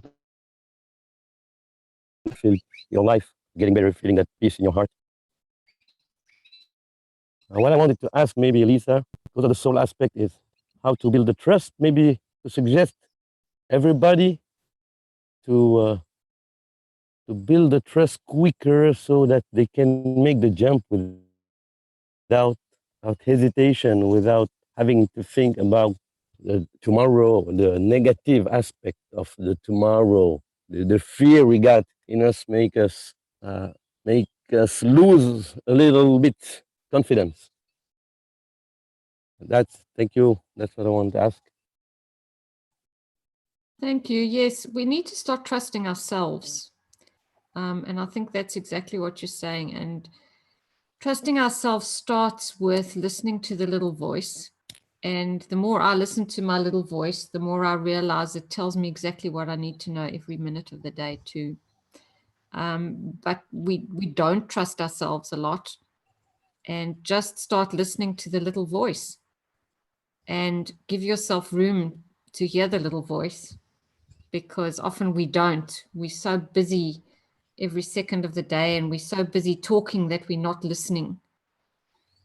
We need to listen a little bit more to the inside of us. And the more I trust that little inner voice, the more I realize that things start to flow amazingly, absolutely amazingly. I see it in everything I do. And I hadn't noticed it before, but I know that it is slowly working through my life, and that trusting that little voice is making things a lot simpler. and then you find direction, and then it's not difficult to jump. You can jump quite easily. It's so true. It's so true what you're saying. You just have to to to to start to practice it, to start to taste the feeling of this. And I think that's why Mr. Keshe always emphasize on when he talked about the soul aspect, on none of you has understand, none of you has achieved. And I think that thing that he always emphasizes on it's that it's the jump. Everybody has to trust, even if you don't want to build it. Maybe you can try one day to say that, yeah, now I want to give the trust to the soul, and see how it happens in your daily lives. The connection is it flows like you said. It's so natural. It's infused. Thank you for your answer. Thank you, everybody. Thank you for the good work you're making. Thank you. Are we nearly done, Flint? I think maybe one more at most. And then we Yeah, I can... think Estella had some more comments here. You there, Estella? Can you hear me now? Yes. Yes, love is the main topic, and the first love is within ourselves, which everybody, has the first crisis. And if you're not loving yourself, you're not gonna have any relationship with anybody, because you project all your lack of love to others. So it's very important that know thyself is connected within yourself, and love and trust, and understand that trust is trust the feel that you, because your heart give you the intuitive knowing, the mind give you the rational knowing, but we are connected more to the soul through the heart, not through the mind. And that's what it's all about. Knowing that thyself is about, that's, you're not your mind, you are a projection of your soul. So as far as I know, if you really work on your self-esteem and your trust and respecting yourself, and then you start to be able to do that with the environment, and be able to have healthy relationship with your friends and family and your loved ones. So is the first step.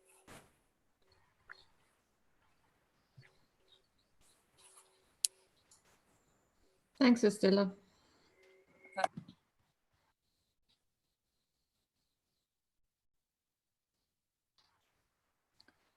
I think we're going to be done, Flint. Oh, okay, I have one last one here. Okay. From Krasmir off YouTube. He asks, if there is a soul, there should be an ego as well? How are they connected? And how is the ego connected with the fields and the plasma? Ego is not another one of those language terms that we've kind of assigned to this nebulous thing where we, how can I say, we perceive ourselves as more than somebody else, which is an incorrect assumption. And it's all in the language and the semantics, but I'm starting to not try to use those languages from before, because somehow they don't quite translate to the plasma knowledge precisely. So I try not to fit the plasma knowledge into the old terms, but I rather try and see if the old terms fit into the plasma knowledge. So I'm not going to talk about ego today, because that's just, yeah, we're going to go way off the plasma subject. Okay, that's understandable. Yeah, and that'll be in the future, though. Yeah, because it's just another term for, you know, thinking yourself as more than other people, which is, you know, I suppose a different way of looking at things. So we will discuss it in the future, but it's more going to be in the plasma way of looking at things. Okay. Okay, Flint, thank you very much. Yeah. I'm going to give you back to Jim. He can wrap up. Okay. Thank you, Lisa. All right. Thank you, Flint. Thank you, Rick. And thanks, Dr. Rodrigo, for presenting on the health again. And thank you for everybody participating today. It's great to have you, and we will see you next week.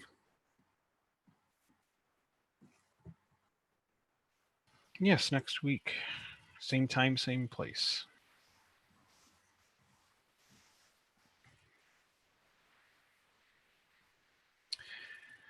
So thank you everyone for coming. This is the Keshe Foundation Spaceship Institute's public teaching in English for Monday, October 16th, 2017. Understanding Plasma Science, Part 4, with the health, soul, and nature. And we'll exit here with some nice music, and we'll see you all next week. Actually, tomorrow afternoon is our next public teaching, the 10th One Nation, One Planet, One Race for World Peace. That's at 4 p.m. Central European Time. So we'd all love to have you join us tomorrow afternoon on the same channel.